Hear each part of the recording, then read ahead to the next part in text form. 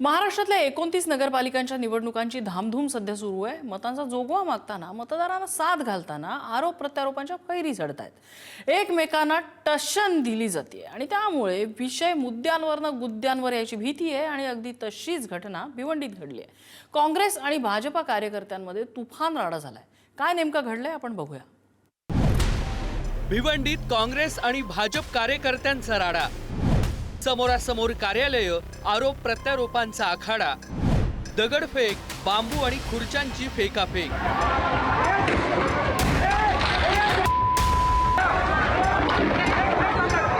ऑफिसमध्ये घुसले, त्याचा मी मनाई केली असता तो अंगावर धावून आला आणि दगडफेक सुरुवात केली त्यांनी। आणि बीजेपीच्या पॅनल हाय कोण, सगळे गुंडेच आहेत ना। भिवंडीच्या वॉर्ड क्रमांक 20 मधली ही दृश्य, नागरिकांच्या मनात भीती निर्माण करणारी ही दृश्य।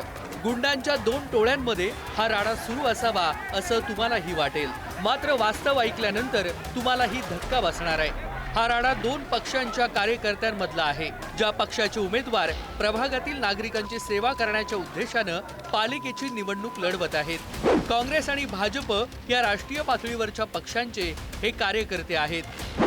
भिवंडीच्या वॉर्ड क्रमांक 20 मध्ये भाजपचे यशवंत टावरे आणि काँग्रेसचे जितेंद्र पाल प्रतिस्पर्धी आहेत।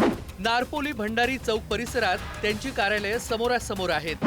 शनिवारी संध्याकाळी दोन्ही पक्षांच्या कार्यकर्त्यांमध्ये बाचाबाची झाली। त्यानंतर दोन्ही बाजूंकडून दगडफेक, बांबू आणि खुर्च्या फेकण्यात आल्या। यामध्ये दोन्ही पक्षांच्या कार्यालयाचं नुकसान झालं, काही कार्यकर्ते जखमी झालेत। पोलिसांनी धाव घेत सौम्य लाठीचार्ज करून परिस्थितीवर नियंत्रण मिळवलं। परिसरात पोलिसांनी कडक बंदोबस्त ठेवलाय। नगरसेवक म्हणून सेवा करण्यासाठी इच्छुक असलेल्या उमेदवारांच्या कार्यकर्त्यांचा हा आक्रमकपणा पाहून नागरिकांच्या मनात भीतीचं वातावरण निर्माण झालंय। मात्र ह्या घटनेची नैतिक जबाबदारी घेण्याऐवजी हे उमेदवार एकमेकांकडेच बोट दाखवतायत। काँग्रेसवाले रॅली घेऊन आमच्या ऑफिसमध्ये घुसले, त्याचा मी मनाई केली असता तो अंगावर धावून आला आणि दगडफेक सुरुवात केली त्यांनी। त्याच्यामुळे दोघांमध्ये बाचाबाची झाली। पोलीस उभे होते, त्यांच्याबरोबर एक पोलीस सुद्धा होता आणि ते लोक दगडफेक करत होते तिकडनं। इकडे आमच्या बराचसा नुकसान झाले, बऱ्याच पोरांना मार लागले दगडफेक केल्यामुळं। आम्ही डोर टू डोर प्रचार करत असताना समोर बीजेपीचा मोठा ऑफिस होता कार्यकर्त्यांचा, जे 4चा पॅनल आहे त्यांचा। त्यांनी डायरेक्ट आम्ही तिथे प्रचार करत असताना आम्हाला डायरेक्ट येऊन, आम्ही लेडीज होतो पुढे, आम्हाला डायरेक्ट येऊन धक्काबुक्की केली आणि सांगितलं इथे उभं राहून प्रचार करायचा नाही, इथे आम्ही तुम्हाला उभं राहून देणार नाही, हा आमचा एरिया आहे।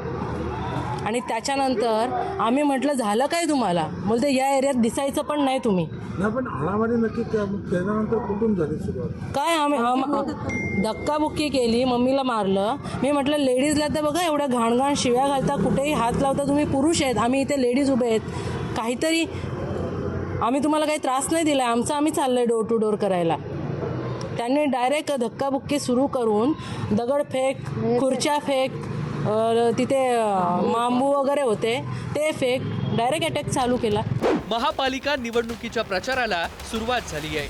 हा धुरळा 13 जानेवारीच्या संध्याकाळपर्यंत उडणार आहे। मात्र सुरुवातीलाच गालबोट लावणारी ही घटना घडल्यानंतर निवडणूक शांततेत पार पाडण्यासाठी प्रशासनाची डोकेदुखी वाढली आहे।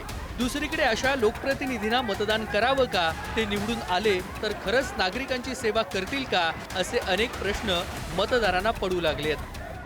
भिवंडीहून मोनिश गायकवाडसह रशीद इनामदार, पुढारी न्यूज, मुंबई।